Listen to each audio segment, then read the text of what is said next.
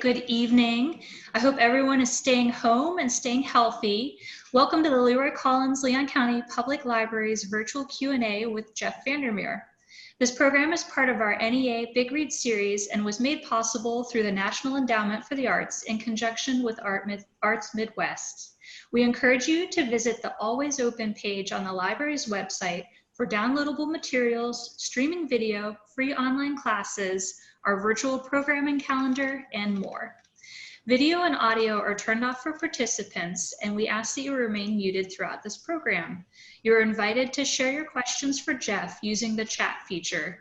To access, click on chat at the bottom of the screen, and the chat box will appear to the right.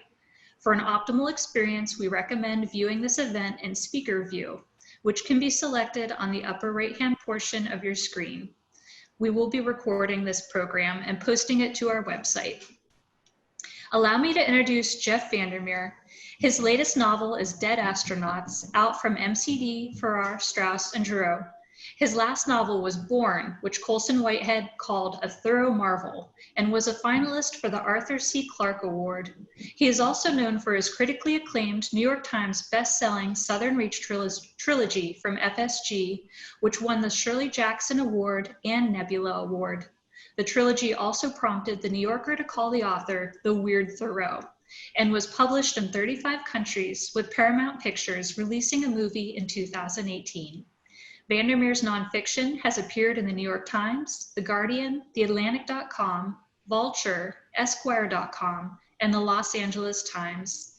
He has taught at the Yale Writers Conference, lectured at MIT, Brown, and the Library of Congress, and serves as the co-director of Shared Worlds, a unique teen writing camp. We're very pleased to have him here this evening. Please use the chat feature to share your questions, and I'm going to go ahead and hand this over to Jeff, and we will start with our first question. Thanks very much for the opportunity to be here in these surreal times and give me people to talk to, even if indirectly. I've been talking to plants most of the day, so, and the cat. So I'm looking forward to this. Okay, so our very first question was shared with us. We're going to start with one of our questions we got from social media, and this is from Nathan Jesse Hoffman. Before you were a full-time writer, how did you ensure there was time in the day to write? Are there any life hacks to offer on the subject, or is it simple grit and perseverance? Well, I definitely think just in general for a writing career, you need the grit and the perseverance just because it's a very unstable kind of career. But there are hacks. So for example, when I did have a day job, I've been a full-time writer since 2007, but I was writing on the side with day jobs for over 20 years, more than that, maybe 25. And, sometimes it was just simply making sure that I had time to think about the thing I was working on. So it wasn't so much about writing as just being able to think about the world or the characters. Maybe I would have 10 or 20 minutes at lunch where I could just kind of take a walk outside. And that would help, because usually I'd be thinking about some problem or issue or a problem I was having with a scene. I would try to work that out in my head.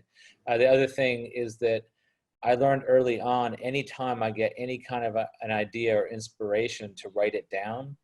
And when you have limited time, I find it's really useful. You can do this any way you want, but I would just keep note cards with me. And basically any little fragment I'd write down. And then, before I knew it, like after a month of maybe only having written down a fragment of something, in 10 minutes a day, I would put them in chronological order for the novel and find I had more material than I thought, because each of those fragments was suggesting a scene or a part of a scene or a bit of dialogue. So it was more than just a little fragment. The other thing is to find ways to let the structure of what you're working on lend itself to whatever your writing arrangements are. So when I had a job where I was working 60 hours a week, and it was pretty intense, and I only had like 30 minutes at lunch, and I knew that I couldn't get up early and write, because if I did that, it just ruined my whole day, because I'm just not an early morning person. So I had to optimize that 30 minutes. And so I worked on a book that was in chapters and sections that were very short. So basically I'd say, okay, today on this 30-minute slot, I'm going to get down the basics or some part of this scene. But in fact, because the sections were short, it didn't feel like I hadn't written that much. It felt like I had actually accomplished something. So sometimes if you can form fit the structure, but it's very tough. It is. And one of the biggest things you have to do, and it's hard to do because you can think you're procrastinating, is you have to forgive yourself for not writing sometimes, because you can get into a situation where you get writer's block, or you get blocked in general because you feel like you're not able to do something that you think you should be able to do, and in fact you're in an impossible situation. So there were weeks where the day job was so intense that I just had to forgive myself for not writing. Okay, let's go to a question we got into the chat. This is from Mark Everglade. He says, hi, in the book Annihilation, the biologist is seen throughout many portions as being an unreliable narrator. You're never quite sure if she's perceiving things accurately or if something is twisting her perception. How do you go about creating that uncertainty in the reader, where they still identify with the character, but aren't sure if they're cognitively sound or not? Right. Well, there's a distinction to be made, because I have certainly written unreliable narrators. The biologist, Annihilation is written after the events have occurred, not while they're occurring. It's not like a diary. And so she has had a lot of time to think about what is her purpose in writing, and what does she want to reveal first, and what does she want to withhold. So she's actually very analytical in how she decides to proceed in the narrative. And it's more that there are certain things she doesn't want to talk about up front. And since she's not much of a people person, she doesn't really want to talk about her husband up front, for example. And so, to me, she's not unreliable. She's very reliable, but she definitely has a purpose in writing that's going to mean that you're not going to get all the information up front in the way that you want to get it. So that's like the operating principle. And because there's that logic behind it, I think that's why it works. It's not just simply that she randomly is unreliable, although certainly that can work as well. But mostly it's knowing the character. You have to deeply know the character, and sometimes I do a lot of method acting where I go around my day kind of trying to channel the character and react like I think the character will react. I mean, that's another thing about Annihilation. Early on, I think because people are very much conditioned to the way people react in horror movies, some people thought it was unrealistic that she wasn't more afraid in certain situations. But given her relationship to the natural world and her kind of non-relationship to the human world, it made a lot of sense that there were situations that other people would, like myself, would completely be very afraid, and she wasn't necessarily as terrified as most of us would be. Okay, the next question is a question we got through social media from OKKO Defense Squad.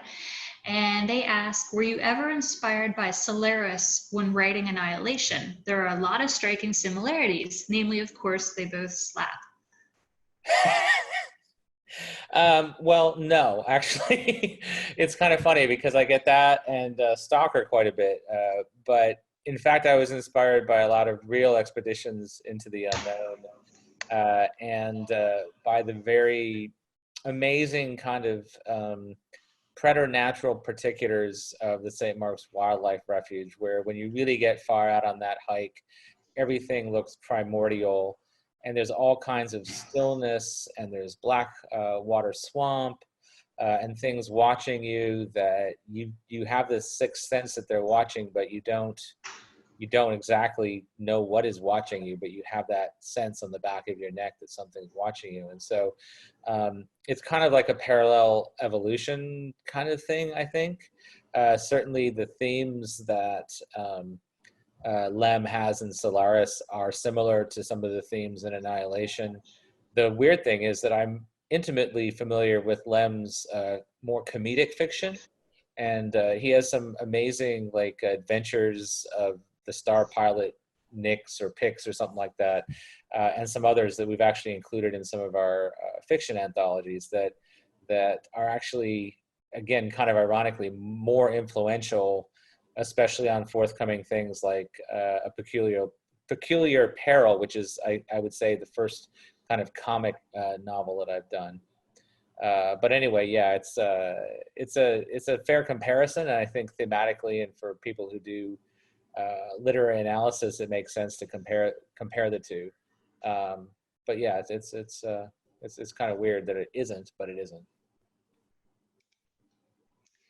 Okay, we have a question in the chat from ABBCA ABCA, and they ask, I love ambiguity, but have you gotten any negative feedback about the non-answers in the book? Well, I think the thing that cracks me up is that Authority, the second book in the trilogy, is such a paranoid, claustrophobic book that by the time you get through it, a lot of readers just don't believe the answers they're given in acceptance. So there's quite a bit of information given in acceptance and quite a few answers. The constraint is the thing that always drives me nuts when reading a book, which is when a character has some kind of epiphany that they couldn't possibly have had in real life, or has access to information that doesn't make any sense given, you know, their limited point of view.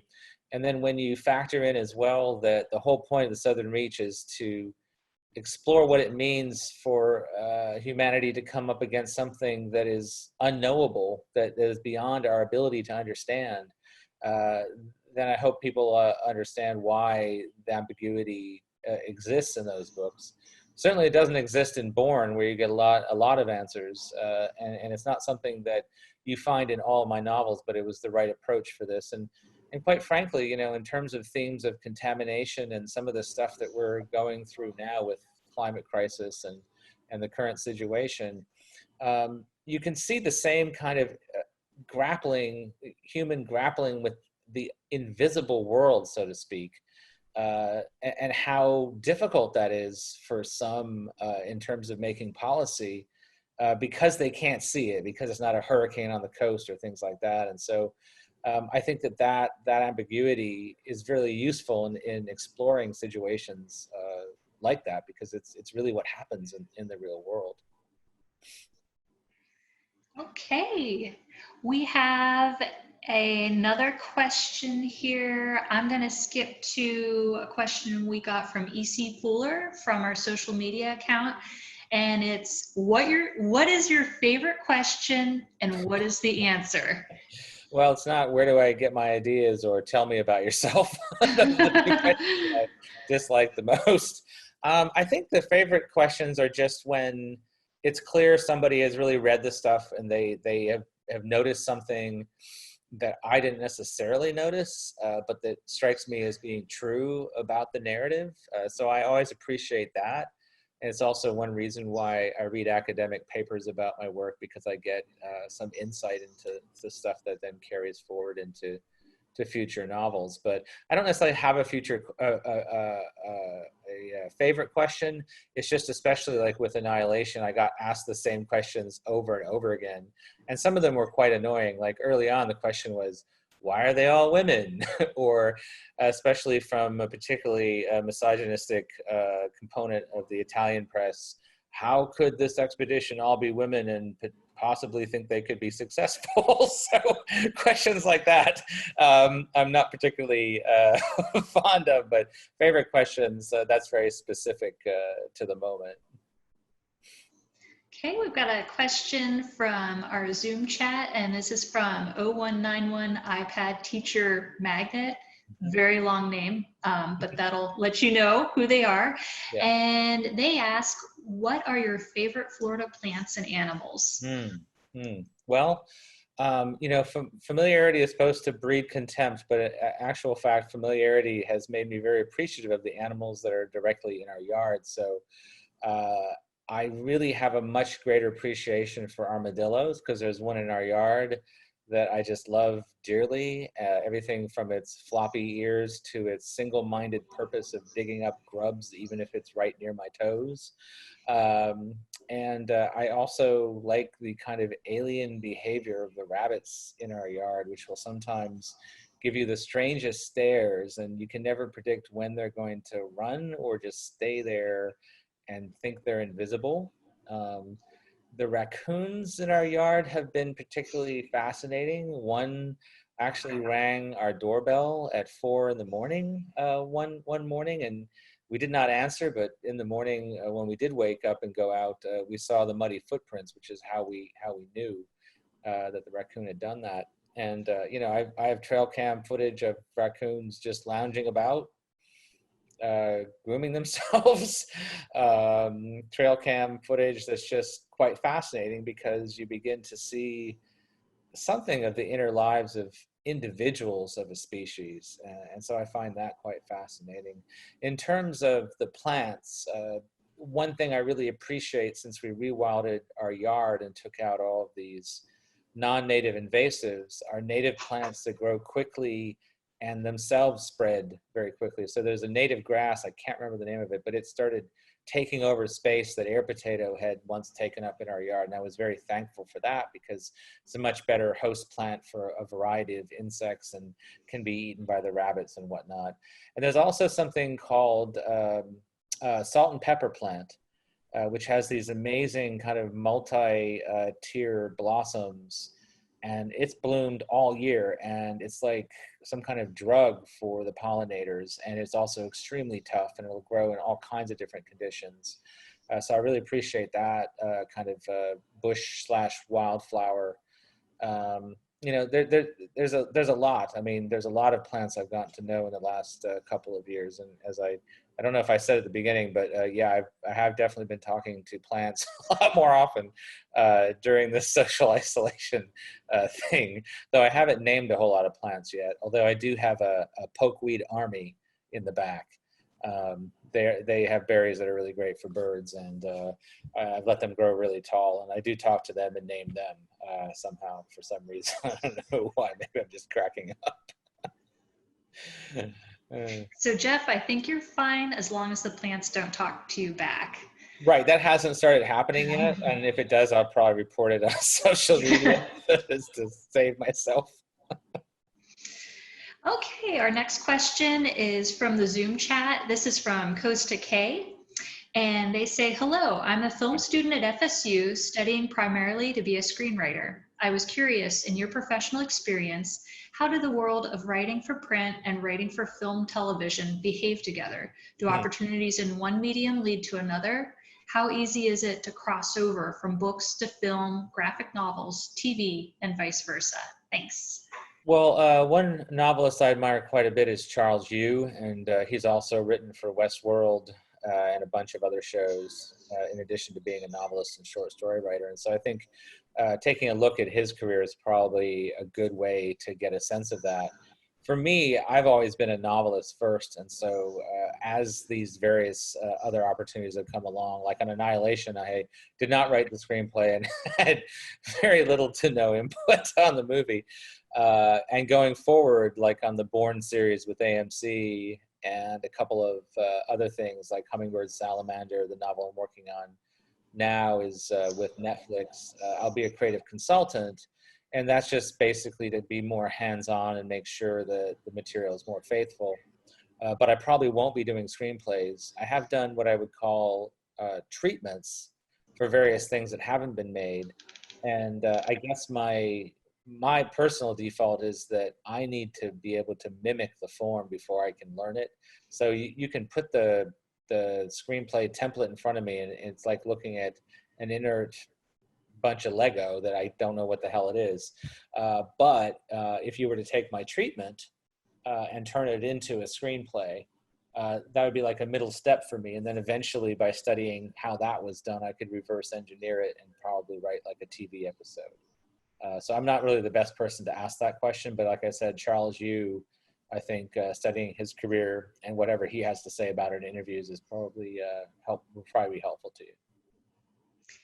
And that segues into 0191 iPad teacher Magnet's question, which is, tell us about the book you're working on now. Yes, I'm working on a book called Hummingbird Salamander, and I was talking earlier about forgiveness for not writing. You know, I was in the middle of working on it when the coronavirus pandemic hit and the social isolation, and it just immediately made me unable to write, and I had to just realize, okay, you're going to have to, your mind is going to have to normalize to the particular stressors that come with this situation, and that you're going to definitely go back to it, but you have to relax, and just for a couple of weeks, you're going to have to just not do anything on it. And so that's exactly what's happened. I've just the last week picked up on it again, and the breaks are sometimes good because once you get back to something after having had a break, you see it with fresh eyes and see what the flaws are, but you also probably, at least I do, I write a lot more in that initial burst after I come back to the thing. So it's basically a thriller set in what I would call like 10 seconds into the future, and that there's a slight speculative element. And it's about a woman who is given the key to a storage unit by a dead woman who she doesn't know, and has no idea why this key has been given to her. And when she opens the storage unit, there's a taxidermed hummingbird in the storage unit and nothing else. And so this really nags at her, and she can't quite let it alone. And she comes to find out that the hummingbird in question is extinct, and even having the taxidermied version of it is more or less illegal. And before she knows it, she's going down kind of a tunnel into a whole bunch of bad stuff, including wildlife trafficking and bioterrorism and eco-terrorism. And she can't pull herself out in time. She doesn't realize that as soon as she starts looking into this, there are entities that know that she's basically tripped these wires. And, at the same time, the world is a little worse off than it is currently. And there's that as well to deal with. And so basically she gets into all this intrigue and trouble because of that, without giving too much away about the book. And, it may seem like a departure for me, but large portions of the Southern Reach trilogy are really just mimetic, realistic fiction where nothing really that odd is happening. I mean, certainly in Authority, there's a lot of bureaucratic humor and a lot of bureaucratic stuff going on. And even in Annihilation, except for the punctuation points of the seemingly supernatural, a lot of it is just character interaction. So it doesn't feel like it's that much of a shift for me to have something with so little speculative element. Okay, sounds exciting, and we're all looking forward to it. The next question is from Nathan Hoffman. It was shared in the Zoom chat, and they ask, what % of your time is spent writing a novel, and what % of your time is spent revising and editing?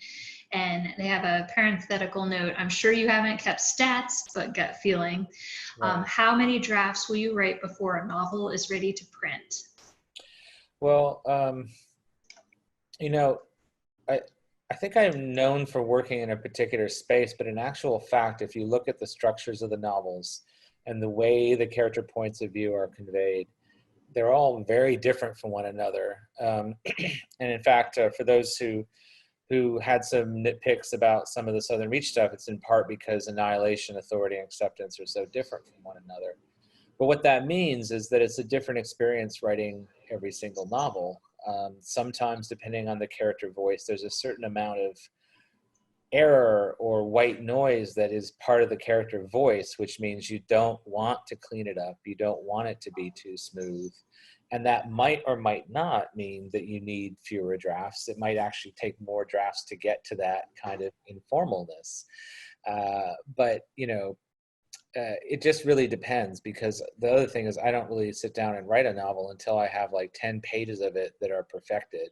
And the reason for that is, again, I feel like style, story, and character are inseparable. So until I get the character voice correct and the point of view and the tone and texture, I don't proceed. And then in theory, my rough draft is going to be, at least in terms of getting that voice down, fairly complete. There may be other things to layer in. So, you know, it just depends on certain rather twisty, nonlinear things that have a lot of moving parts. Sometimes it'll be 10 to 15 drafts. Sometimes it'll be 5 drafts before my editor sees it, and there might be revision. As to the amount of time taken in writing versus revision, I actually think there's probably more time spent in the rewriting and revision, where, you know, I'm taking what I do is I take a handwritten draft and I type it up, I mark that up, and then I write it in hand write that out again. And then I just keep doing that, like kneading dough, until it's done. And the reason I do that is because if I just type it into a screen and keep editing on a screen, I know I don't get as immersive for me personally. I need that physical aspect of the handwritten draft. But what that also means is that when I'm revising, I am actually literally rewriting the text. And that means that I'm kind of re-entering the fictive dream all over again. And I find that, again, very immersive. And it also means that you find you change your text a lot more than you might have thought. And then again, you know, for other things, it might be slightly different. For Hummingbird Salamander, I'm doing some handwritten and some typed in. There's various parts of it that are literally people passing text messages. And for some reason, those, it seems, are more authentic, or they seem more authentic when I type them up to begin with. So that's a kind of method acting as well. So short answer is it just depends on the particular manuscript. And as you gain more and more experience, you kind of instinctually begin to know what a novel needs from you in terms of how you approach it. And you learn to shift your approach depending on the novel. The next question is from the Zoom chat from Abka, and they ask, the Annihilation script pretty much closed the door on adapting the other 2 novels. Any buzz on a follow-up film? Well, I mean, I can actually see a way to more or less make authority and acceptance with very, very slight alteration or change in perception as to what's happening in the end of Annihilation, the movie.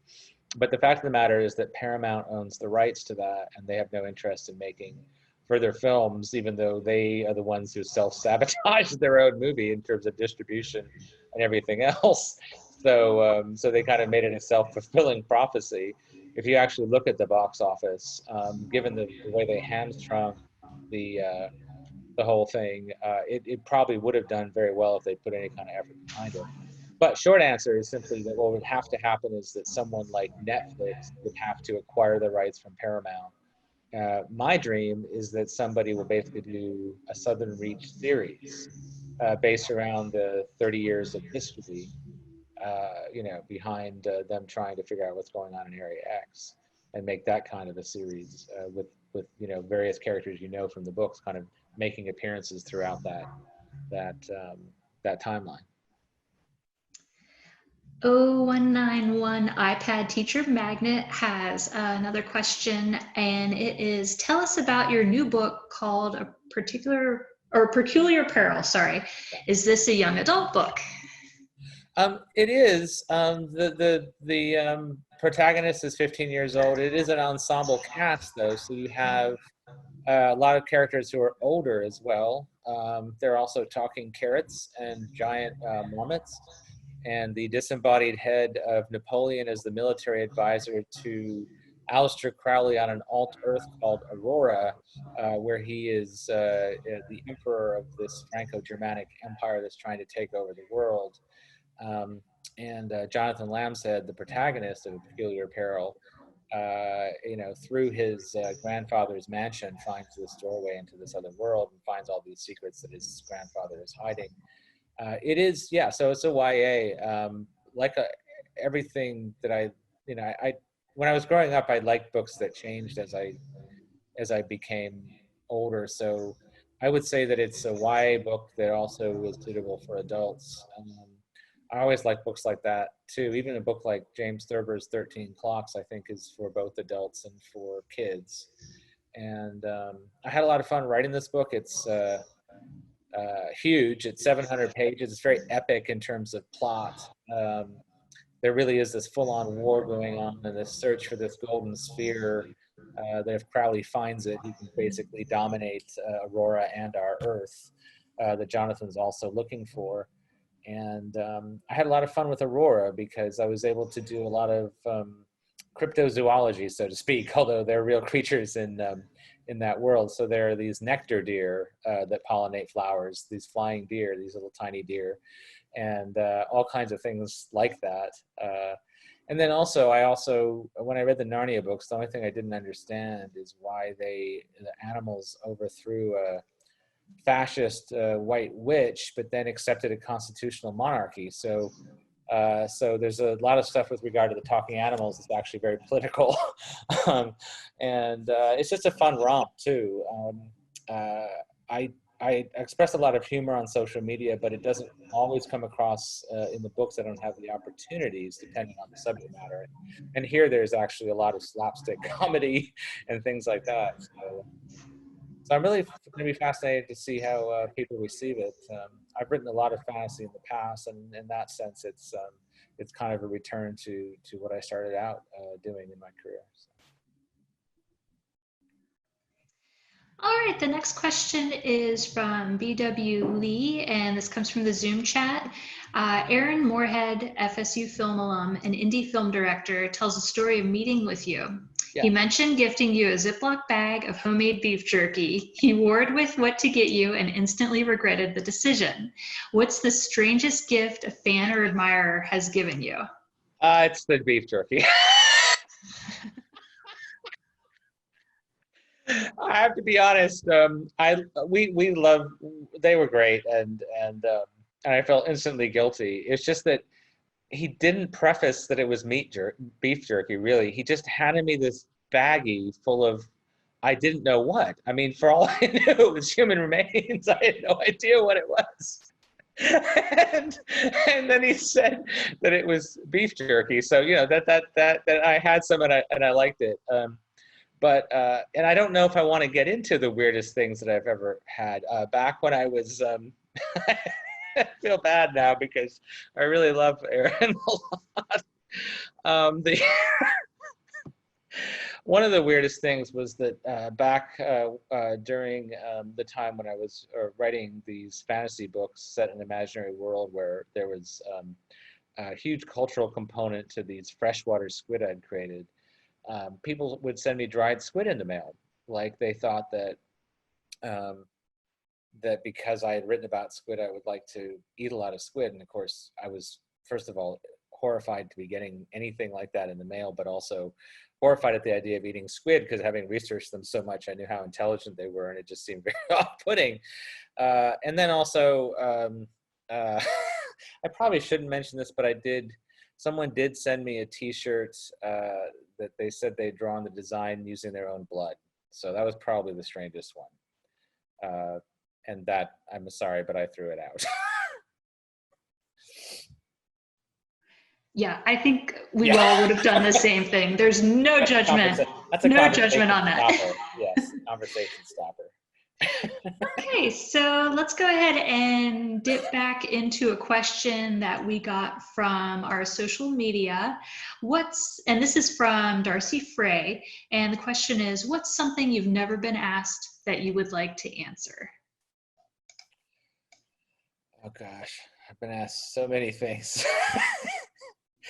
I think a question I don't get as much that I wish I would get more often, and it's not necessarily I want to answer now, but I don't get a lot of questions about the style of the books, and I'm very, very proud of the fact that I've studied craft to the point where I can do so many different kinds of styles and textures. Which is in part because I want to be able to write about a lot of different characters. And again, I feel like the style and the characterization are things that are intricately interwoven. And if you don't have flexibility in your style, it's harder sometimes to convey the interiority of a wide variety of characters. But I've been very blessed and lucky in getting a lot of really great questions over the years. So that's kind of a hard one for me to answer. I'm sorry. The next question is from our Zoom chat from 0191 iPad Teacher Magnet. And they ask, how did you get to write a Predator book and how come I can't find it for less than $80? This is one of the bizarre mysteries of the universe. Back in 2007, when I became a full-time writer, it was actually fairly dicey in terms of figuring out where all the incoming money was going to be to live on. And Brian Evanson, who I'd known for a long time, really great writer, had just done an Alien tie-in novel for Dark Horse. And he knew that I needed a gig, and he asked if I would like to do a Predator novel. And normally I would have said no, only because I had heard these horror stories of like the Star Trek Bible being thousands of pages and you have to learn all this stuff. And it just, to me, the way I do research, that would have meant it be impossible to write. But they sent me the information, and the Predator Bible is, I'm not kidding, 2 pages long. There's basically 2 pages of canon about the Predator movies, and they said you can do basically whatever you want. And so I did have to, pitch it to them with a short summary. And so I decided on Predator South China Sea, and I can't remember how I came up with the idea, but the basic thing was, it wasn't a novelization of a Predator movie. It was just extending the Predator universe. But I thought, I should think of this as if Sam Peckinpah made a Predator movie and I'm writing the novelization of that. And that helped me to kind of clarify that it was going to be pretty intensely violent in places. And at the same time, I could get my signatures in. So, for example, there's a giant crocodile who's actually kind of a viewpoint character.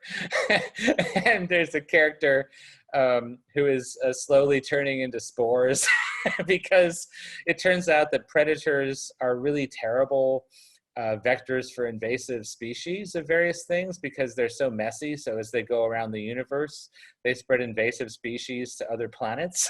And one of these is this fungus that attacks the sky. And then I also put in a scene, even though he's a very vicious predator, it's like a lot of the Predator novel readers really appreciated that this was like the most intense Predator ever. But I did, just to see if 20th Century Fox was paying attention, I did put a scene in where he's like reminiscing over his prior adventures, and then he just falls asleep, burping and farting and coughing and sneezing and yawning in his control chair. And I'm like, they're going to cut this scene. I'm sure they're going to cut this scene.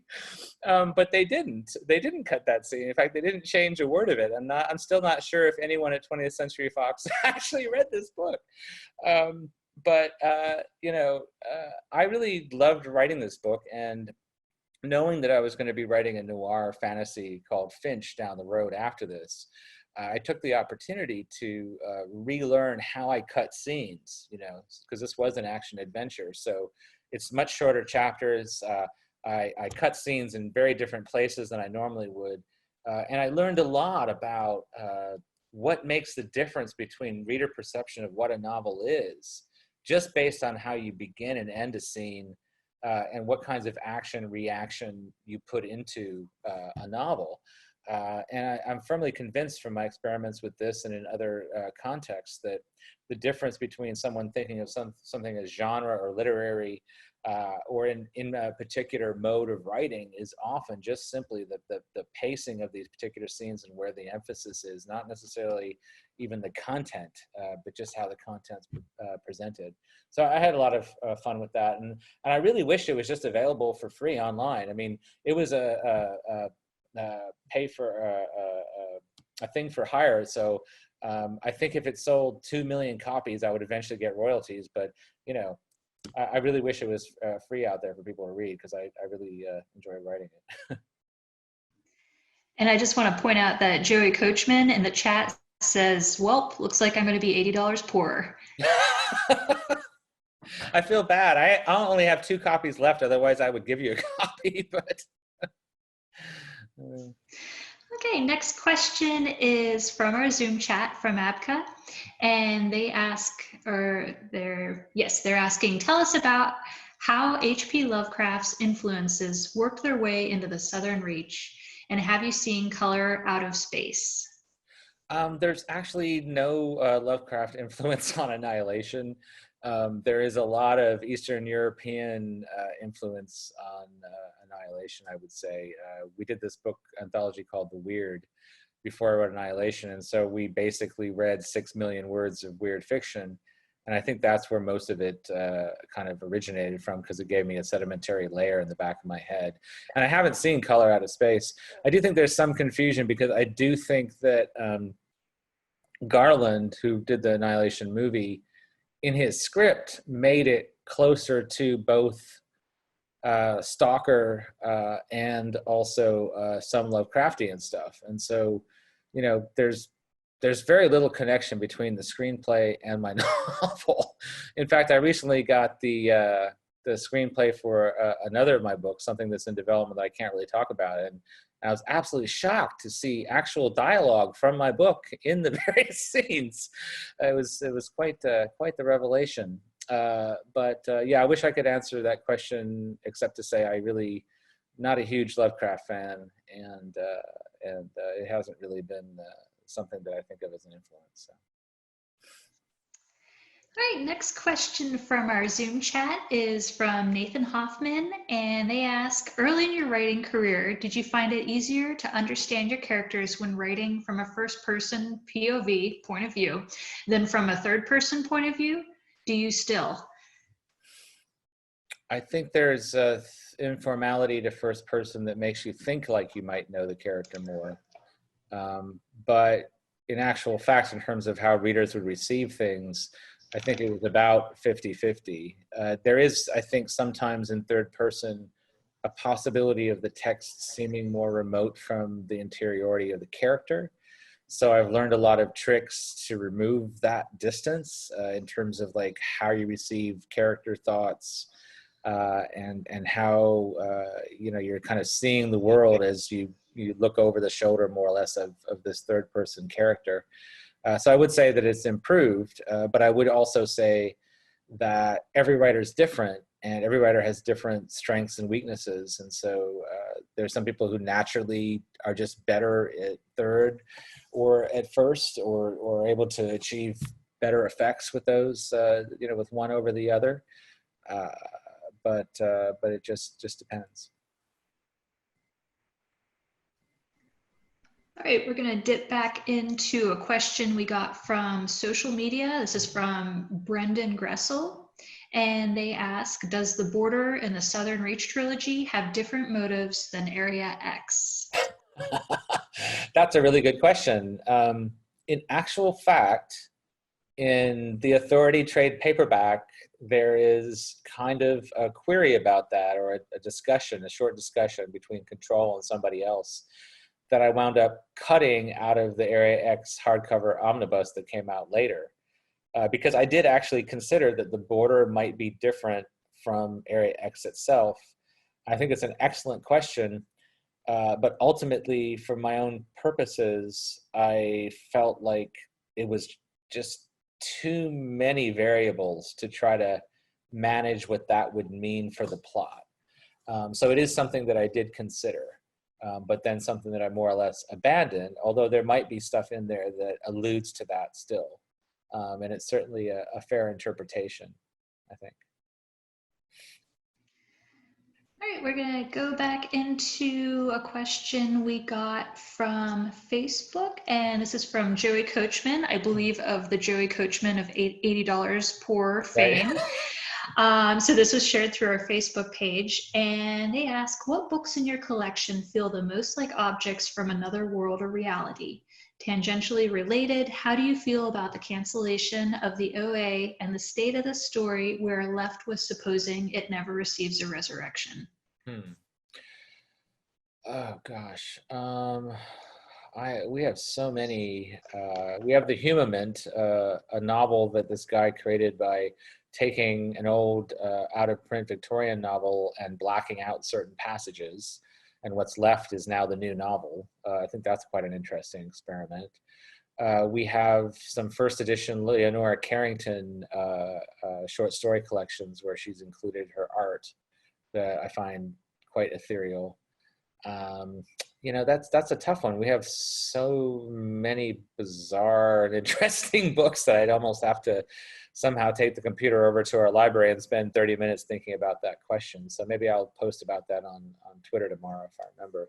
With regard to the OA, the only saving grace is the meta way, without giving away too much for those who haven't seen it on Netflix.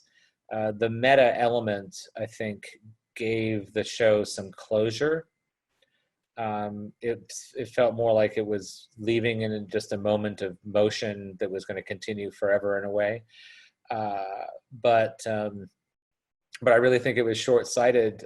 What's fascinating about the OA is I thought that there were a few problems with season 1, even though I loved it. But then when I saw season 2, it's like seeing season 2 made season 1 better. And that happens very rarely. And the risk-taking in that show, because there's things in there that if they're done improperly because they're taking such risks will just look silly. And so the fact that they committed 110% to it, to doing something really radically different, was pretty amazing to me. And I guess the only great thing is just simply that all the people who worked on that show, I think, had their kind of boundaries and their narrative abilities expanded. And so some of them went on to work on the Watchmen series and other things like that. And I just think that in the years to come, we're going to see even more amazing stuff that came out of OA, even though it's not OA, if that makes any sense. Okay, this is from 0191 iPad Teacher Magnet, again from Zoom. And they ask, is there still going to be a Vorn show on AMC? Yeah, I'm fairly sure that, I mean, I really can't talk about the details, but they are definitely talking to potential showrunners. They're very invested in it and engaged with it, and I get regular updates. And I'm very excited about the possible people who could be working on the show, again, without being able to say anything about it. I have so much love and trust for the people that they're talking to, and hopefully we'll be able to say something fairly soon. Obviously, the pandemic has slowed down a lot of different things, but we're still talking about it and still moving forward and making progress. Okay, and you're sure you can't spill any beans? Not one name? I can't spill one bean, although I would say that during this interview there has been a clue dropped without there being any real way for you to know what it was. Ooh, intriguing. The next question we have is from Campbell Rosner. Mm-hmm. And they ask, considering the weird nature of your work, do you ever think animation would be a better fit for adaptations than live action? Yeah, and there's actually, again, another project I can't talk about that's specifically for a feature-length animated format. And I do think that it removes certain issues with regard to thinking about prosaic but really important things like budget. There's certain things I've written that I think that, without the right budget, they would look really not that great, or you'd have to do it in a way that would betray the source material just because of the landscape, so to speak. So yeah, it's definitely something I've thought about. I've also thought about it in terms of the pandemic, because in theory, you can put together an animated thing with people being more remote from one another than with live action.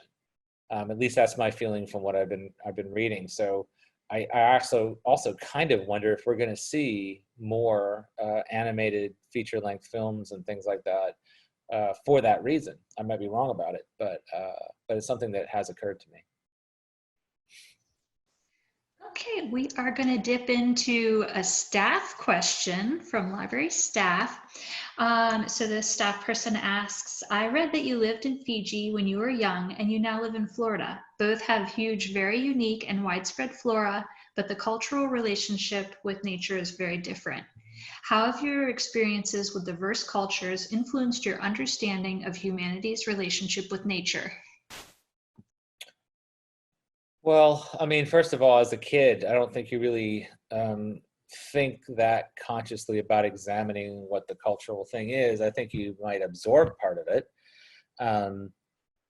The other thing is that we traveled extensively around the world after Fiji before coming back to the States. And so there were a lot of different experiences. Also what you actually read, because I grew up on these comic books based on things like the Ramayana and other Sanskrit epics, in addition to, Asterix and Obelix, and just a wide variety of different things. So it's not so much that you're immersed in one culture in a different place, it's that you're immersed in a lot of different things that are also different from if I had just grown up in the US. So it's kind of hard to untangle all of that. Also considering that my mom was a practicing Buddhist at one point, and they have a very specific view, of nature and of harm to living things, or not harming living things, rather. So, I think some of this definitely permeated my worldview, and I definitely think that it makes a difference in the fiction that I had this background. But it's hard to pick out those kind of individual threads to say this came from here, or this particular cultural thing is something that I observed or didn't observe. All right, we've got just under 10 minutes left, so we've got time for a couple more questions. If you want to go ahead and type your questions into the chat box, and while we are waiting on your questions, I'm going to go ahead and share another staff question. This person asks, as a parent, some of the scenes in Vorn that really rang true were the ones in which you reveal that Vorn has picked up on and is acting out things that Rachel and Wick did not intend to teach, and sometimes thought they had concealed, such as lack of transparency with each other. Did you gain this insight as a parent or child yourself? I think, yeah, I would say both. As a child, my parents went through a divorce that I think they thought was invisible from us, but was not. And then as a parent, but then also, quite frankly, from doing shared worlds, where you quickly learn that teenagers are sponges and they're always watching you even when they seem like they're not. So it's not that you go on stage and do your thing at shared worlds, it's that you're always on, and it makes you very aware of, how do I want to be perceived by someone. So I would say that those are the things that more or less came up. And then with Vorn in general, the early Vorn is in part based on the early experience I had with my stepdaughter Erin, where she would ask me something about the world, and being a kind of being a writer, I guess, I would make something up. So she would ask, why is the sky blue? And because I wasn't a scientist and didn't know, I would give her some kind of story, and she would get me back by telling me about the Hanukkah bear, because I wasn't Jewish and Anne was, and I really wanted to learn about Judaism. So she would give me this line about the Hanukkah bear, and then laugh her ass off when she saw me talking to the rabbi about the non-existent Hanukkah bear. So there's all kinds of things in there, and I can't say necessarily where everything came from, but I can say that I felt like I couldn't write Vorn until I had some perspective on my own life to some degree. So I started writing Vorn in 2007, and then I kind of put it aside because there were certain things about the parenting relationships that I felt like I needed more time to really think about. Okay, we've got a question in the Zoom chat, and this is from Joey Coachman. And they ask, after blurbing B. Keitling's The Vorn, have you kept up with his work? If so, what are your thoughts on it? I really haven't kept up with the work, to be absolutely honest. There's a lot of incoming, as you might expect. And I tend to get obsessed with certain subjects or modes of fiction and then burn out on them. So I haven't actually kept up with their work, to be absolutely honest.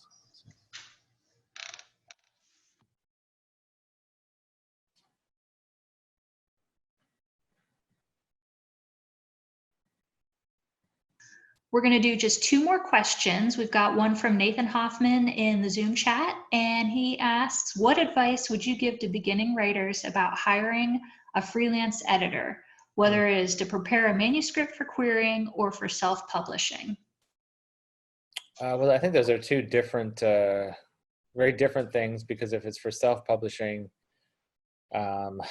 it seems necessary. If it's not for self-publishing, I don't know how necessary it is. I also would be very careful, because there are certainly good ones out there, but then there are ones that don't have as much experience as they seem to project. I personally just think you need to become your own best editor and have good first readers. And if you do hire an editor, make sure it's somebody who has worked with a publishing house in the past and that you like the writers that they've edited. You may then be surprised because, they may turn out to be an amazing editor, or it may turn out that writer didn't need any editing, the one that you admired that they edited, and so they really weren't that hands-on. But what I would say is that if you do it the once on a manuscript to learn how to do it yourself. That's what I would say. And that will serve you well throughout your careers if you can become your own best editor. And then also if you can find an editor at a publishing house that you have a great relationship with, who understands your work and understands how you can see it the clearest. So. All right, final question of the evening, and this is from Abka in the Zoom chat. And they ask, is Wakulla Springs still the Black Lagoon from the runoff, that is? Oh gosh, that's a good question. I was happy to see that there was less algae there last time I was at Wakulla Springs. And also, hilariously enough, last time I was at Wakulla Springs, there were no manatees, but there were a lot of tourists, and there were about 200 black vultures in the trees. And I guess maybe it's the absurdist in me, but I thought it was kind of hilarious. There were all these tourists wandering the little beach there looking for manatees, and these vultures kind of hanging overhead. But I guess the short answer is yes. Well, Jeff, I just want to say thank you on behalf of all of us. You did a great job answering our questions and just taking us away from this pandemic for an hour. So I really, really appreciate that. And I just want to let everybody know to check out the Always Open page on the library's website and look into our other virtual programming that we're going to be running and our downloadable media and all the other good things that we've got going on. All right. Thank you again, Jeff. You were wonderful. Thank you so much. I really appreciate it. I appreciate everything you all do. So thanks. And everyone have a wonderful, safe night, and stay safe, stay home, and wash your hands. Right. Have a good night. Good night.